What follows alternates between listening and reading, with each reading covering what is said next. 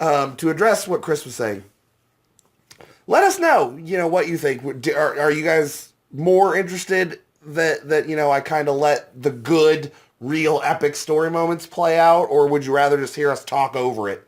It just seems like if you wanted to see gameplay of the game, you would just watch, somebody play the game or whatever. Like I don't My like sitting my through it like that. interpretation of that is our job as a Let's Play show of any kind is to react not only to each other and joke, but we also need to react contextually. Yeah. We need to give good commentary for a game that people are interested in.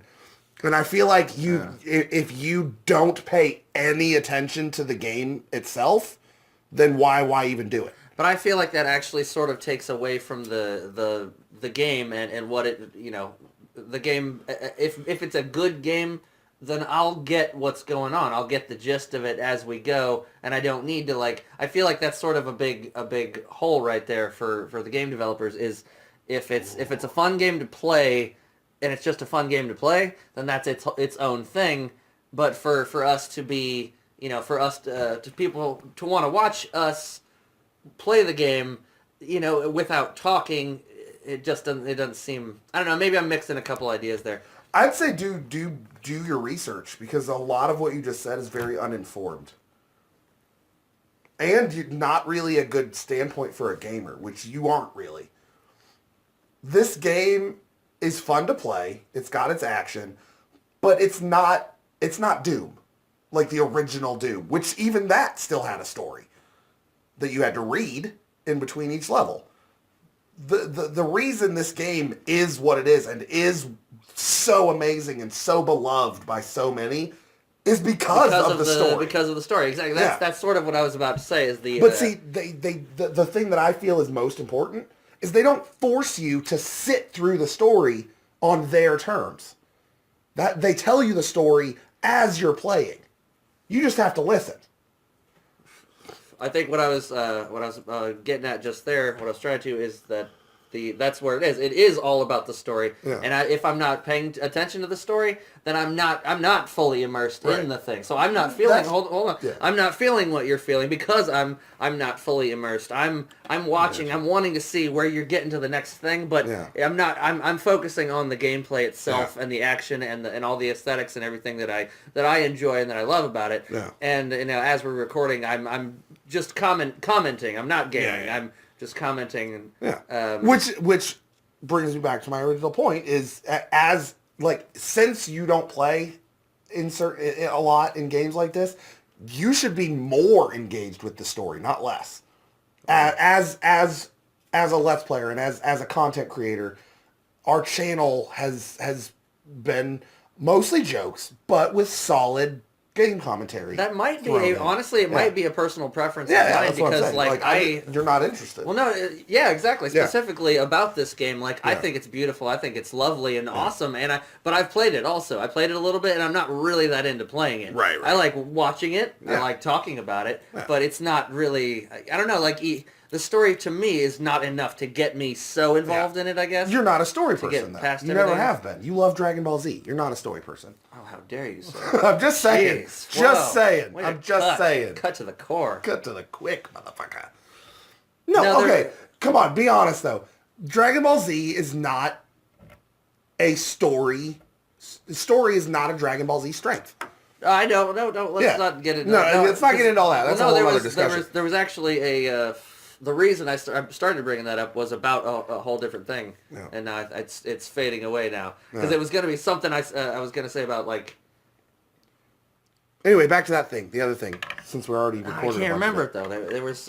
We were talking about the story and the commentary, and my stance on it is I wasn't expecting you to be immersed in the story. That's why I kept recapping it for you. But the moments that I was trying to get you to be quiet. That entire interaction with Andrew Ryan and finding out Atlas is Frank Fontaine is one of the hugest moments in video game history. It's so big, especially to me personally. I wanted to share it not only with you, but with anybody that maybe hasn't played it. Yeah. Because it's a 10 or 11-year-old game. In that case, yes, I apologize because I do that with other friends that if they haven't seen something like that Dragon I Ball like. Z. Well, you play Dragon Ball Z all the time. Yeah, to play it for somebody that doesn't. See, I didn't realize that. Yeah. If you had made it known to me, like, hey, Chris, I was trying to. Yeah. I know, but like, hey, are you talking to me or are you talking to everybody? Yeah. But like, there was something very specific that I was trying to bring up, and it ended up going a whole different. Yeah, I get you.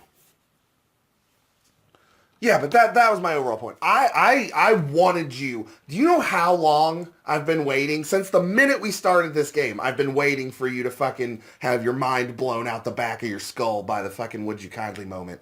Because it slayed me, dude. I was just floored by it. Yeah, see, that's a whole different thing. Like, I would have to play this by myself. Like, I always say that kind of thing, but I mean it. Like, when I play with other people that don't ever play, like recently I was playing with James and Adam, and like they've never played this kind of stuff, and neither do I. And so it's all new to us. Yeah. So we would go and explore and you know, whatever. It would be a whole different immersive adventure. But there was something specific that the reason that I brought that up, and I we'd probably have to get. It was something about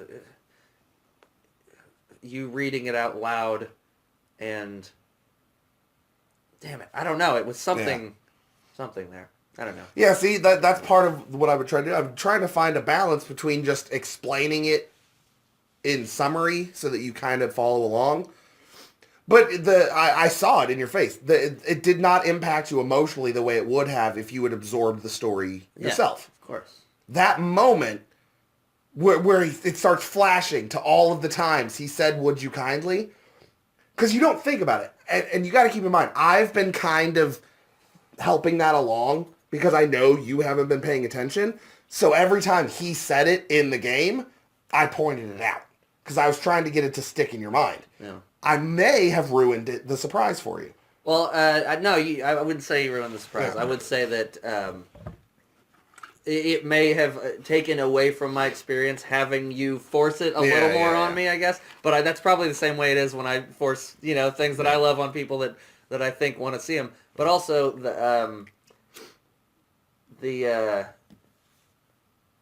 would just have to play it. I'd have to play it alone to be that involved. I think I'm coming from a place of thinking that other people watching this have already played it, and so I'd rather like if somebody that'd be a whole different thing if we you did a playthrough and then I did a stupid commentary. Nobody would know what kind of game it was if I was talking the entire time. I get you.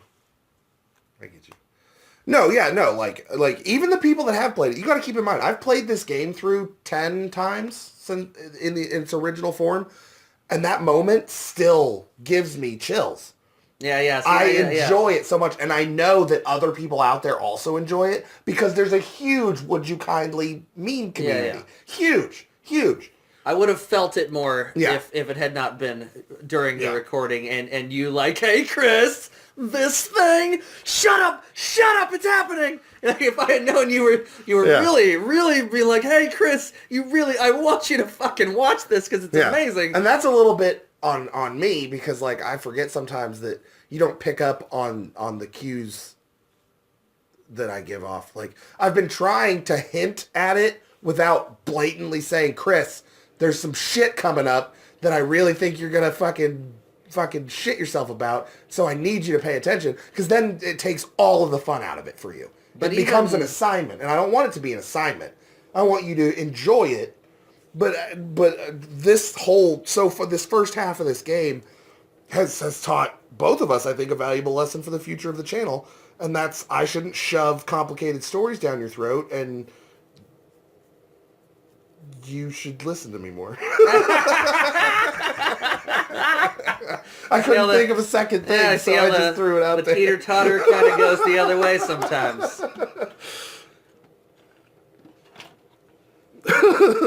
No, but it's not that. It's not that it's the complicated story that I'm not grasping. It's not that you're not grasping it. It's too much. You don't caring. care. Yeah, you don't want to put the effort into learning that much. But I also didn't know that you made it much more clear that You really, I mean, even throughout the whole thing, of course, you were like, you need to listen, pay attention, stop talking, pay attention. But like, I just assumed you were doing that for everyone else because we're recording and I don't fucking care. I'm gonna make jokes. Yeah.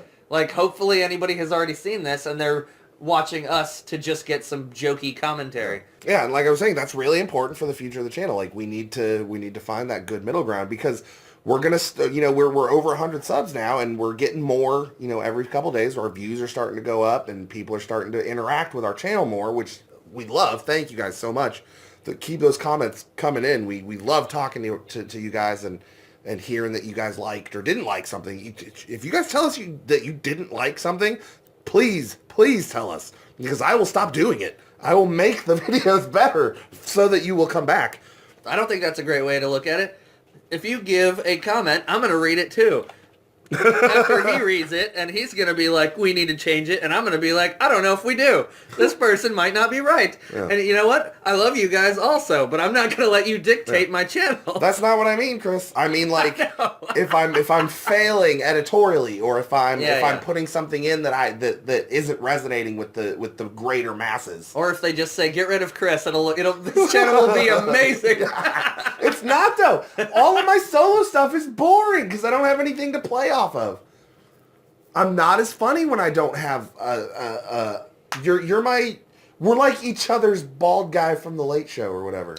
All right. Well, as far as BioShock is concerned, I guess at this point, as far as our recording of BioShock is concerned, I feel like I've let you down, honestly. No. Like I should have been paying more attention, and I would have loved it more. I watched you very carefully during that moment, and I saw that it impacted you slightly. Like, it impacted you as much as it could, given the circumstances, and that's enough for me. I don't think I put enough I think that you appreciate the twist and the work they put into making this an intriguing, mysterious game, and a good, well-written story. And that's all I really wanted. I wanted you to understand why this is my favorite game of all time, and probably always will be. There has yet to be a game that beats this. How far are we in it? We're a little more than halfway. Maybe almost 2/3. Well, I'm glad. That seemed like an ending, and I kind of don't want it to be an ending. It's definitely not an ending. It's actually a beginning of the real final battle. Yeah, that's cool. Yeah, because now we get to see the real Rapture, the dirty, poverty-stricken, unwashed masses, and the crazy fucking side, the really dark side of Rapture. I think the lack of diversity in characters it always bugs me also. Like, there is, in a certain way there is, but I feel like they're all the same type.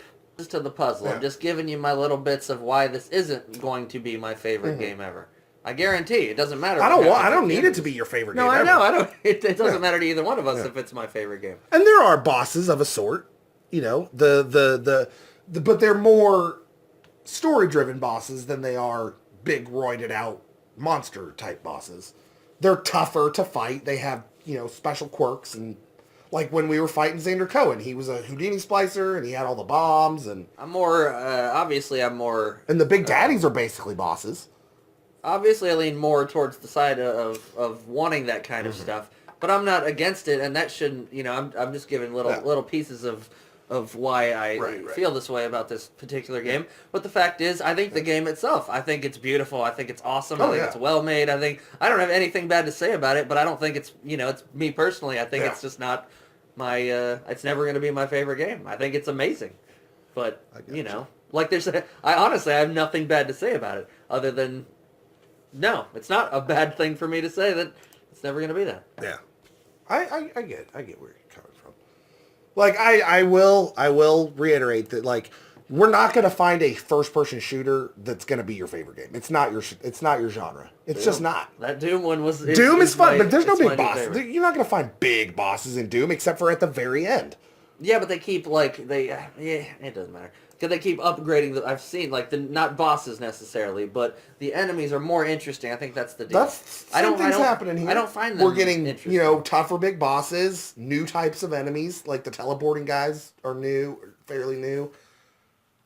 And, now that we're in the battles and stuff, we're going to start getting more intense battles and stuff. It's just a lot of gross-looking people that just keep getting tougher and coming at you with masks. That's a lot of what it seems. But they all have different abilities and different guns, and they fight in different patterns. But like I said, it's a first-person shooter, and you're gonna notice you haven't played Doom very far in. You're gonna cap out on what types of enemies start showing up real quick, and it's just gonna be the same 10 different types of enemies for the rest of the game. We already played through where the big giant fat guys start. Yeah, the cyber demons. Yeah. Mancubus. No, those are Mancubuses. Yeah. Mancubuses. And then after we beat that one, then maybe the one teleported guy started showing up. Yeah. I don't know, but it's the aesthetics. That giant guy could have been a small splicer, and that would have been a boss. But to me, it's not cool. I'm not interested because it doesn't look cool. It's I don't know. I wish there's at least 2 other points that got lost in there somewhere. Anyway, let's round it off and get it wrapped up. Basically, the point is that to me, BioShock is top of the litter as far as games of its type and games of its generation. And I don't think there will ever be something that quite captures all of the aspects of this game the way that they captured it in the first 2 BioShocks. The creepy, like, jump scares, but like they're not cliched jump scares like Half-Life or Doom, like where there's like skittery shit and like the use of shadows to freak you out. They managed to create an action creepy game, like, and the music and the setting it in the late 1950s and the sci-fi aspect, it's the total package for me, and it has a great story and a great writing, and I guarantee if I was playing it by myself, Yeah. I would not have, Yeah. I'd probably say this is my favorite, and Scott, you better not talk bad about it. I disagree. I don't think that you would ever get wouldn't be. out of this game what I do, because it's not how you play games. It's not what you want out of a game. You're a Mario, But also, Guitar no, Hero, yeah, I know, Nightfire. it's easy to say that because those are easier for me to jump right into Yeah. and whatever. This is the kind of game I would take my time, and I don't want anybody else to be around me when I play this kind of game. Right. Yeah. It's a much different experience. I would have a whole different experience. All the lights shut off, me just playing this by myself. It'd be a whole different thing. Yeah. This isn't recording. Yes, it is. We're still in the Oh, this one, yeah. You paused that one, didn't you? That's all right, though. But yeah, no, like, I'm glad that you enjoyed that moment, because it's my favorite moment in any fucking video game I think I've ever played in my life, and most movies I've seen. Like, it changed me as a gamer, I think, fundamentally, and it really renewed my passion for video games in a time when video games were really letting me down. When this game came out, video games weren't what they are now. Like, there wasn't a lot of impressive stuff out when BioShock came around. And it kind of renewed my faith in console gaming, especially, like, because I had given up on my Xbox, and I was playing World of Warcraft and shit. And then BioShock came out, and the first time I saw the trailer, I was in. I was first in fucking line at the midnight release and shit. Yeah, I can imagine that. And it did. It re-sparked my passion for new video games at the time in the mid 2000s. That makes me want to ask if we don't get a lot of responses from everybody that's paying attention to what we're talking about right now. So if anybody has any ideas or opinions on just this type of video or recording, whatever we happen to be doing right now, discussing this stuff, like at a certain point it almost got a little bit heated during the recording because of things like what I said and what you said, and we're like, all right, let's end the thing. But do you guys want to hear what goes on? Do you want to hear us talk like seriously about about the way we feel about the recordings and about the games and about everything in these moments? That seems like an interesting little tidbit. Yeah. As long as we're not yelling at each other, which happens. Yeah, it does. Not very often on the recordings, though. That's actually a really good humanizing moment, I think. Which is, these last if we had been able to take a moment after those old Mario Kart episodes, the trash episodes for that me have gone. to vent how much I hated you and everything at that moment, like, that would have been a whole, like, series of episodes. I remember that. Man, I wonder if I still have those somewhere. They're probably gone. If I can find them, I'll take It wasn't Mario Kart, it was Mario Party. Oh, yeah. Okay, Mario Party. We were playing Mario Party. Yeah, you were pretty mad. I was very, very angry. You guys can go look that up, and It's like the only real rage Chris has ever shown on that was screen. me suppressing as much rage as possible. And like I said, if there had been a therapy session afterwards, then I would have gone like a fucking teapot. Like fucking Boo. Like a fucking yes. You would have blown out evil Chris. Like a And he would have been all gray and skinny and weird.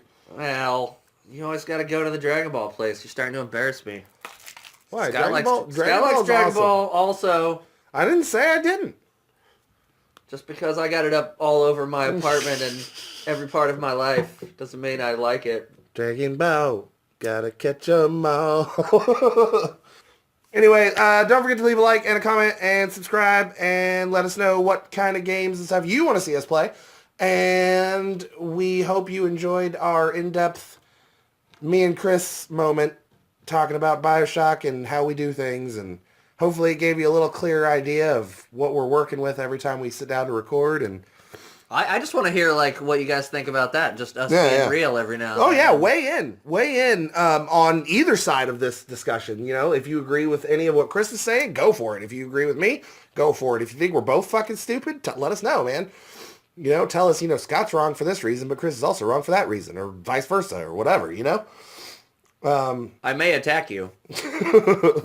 He's gonna troll you on the interwebs. Anyway, we might do more of these. I don't know. We'll see how this one does.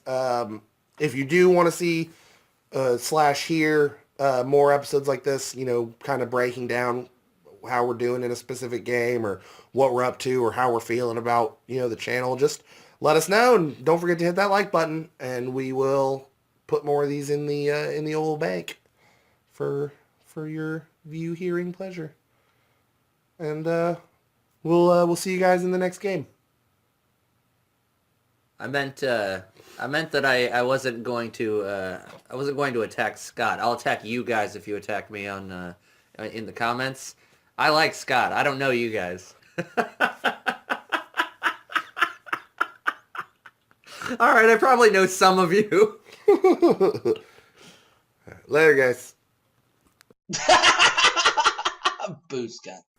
It's my destiny. Triggered! You teach me and I'll teach you Pokemon. What about in Dune? I teach you and you teach me and I teach you. Pokemon. All right, this isn't about BioShock anymore.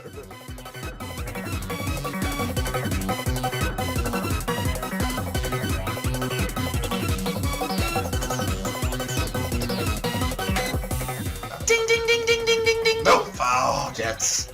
Those were death sounds.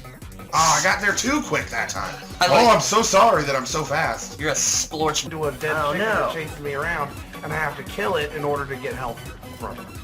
It's fucking awesome. Oh, look. Wait, no, this is an important mechanic of the game. Look, the rooms are different.